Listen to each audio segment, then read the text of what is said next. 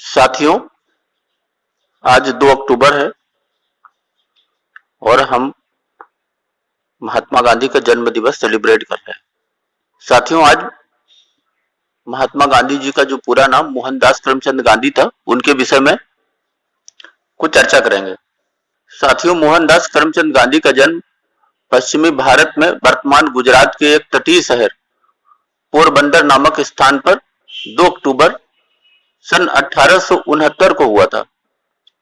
उनके पिता करमचंद गांधी सनातन धर्म की पंसारी जाति से संबंध रखते थे और ब्रिटिश राज्य के समय काठियावाड़ की एक छोटी सी रियासत पोरबंदर के दीवान अर्थात प्रधानमंत्री थे।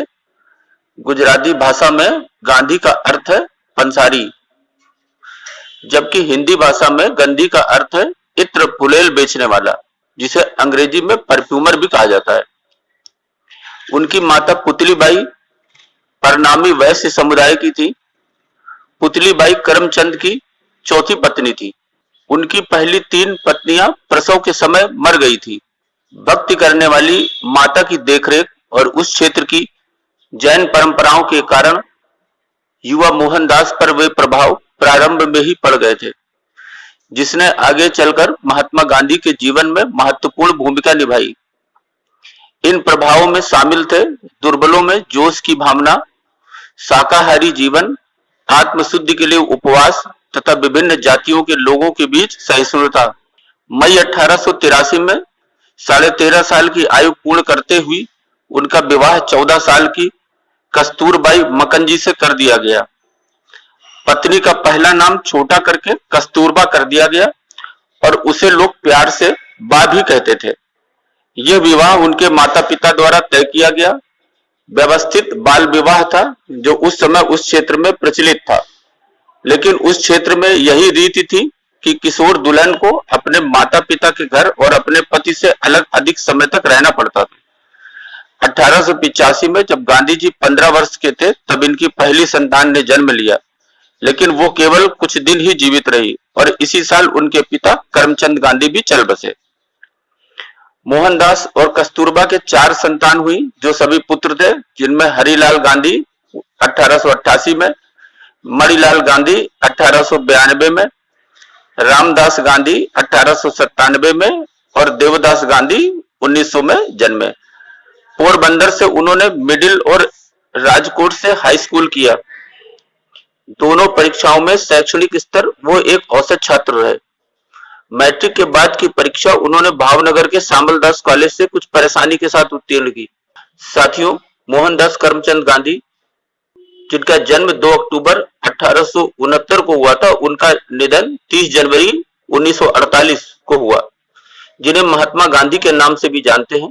भारत एवं भारतीय स्वतंत्रता आंदोलन के एक प्रमुख राजनीतिक एवं आध्यात्मिक नेता थे।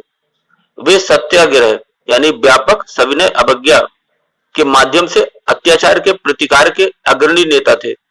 उनकी इस अवधारणा की नींव संपूर्ण अहिंसा के सिद्धांत पर रखी गई थी, जिसने भारत को आजादी दिलाकर पूरी दुनिया में जनता के नागरिक अधिकारों एवं स्वतंत्रता के प्रति आंदोलन के लिए प्रेरित किया था।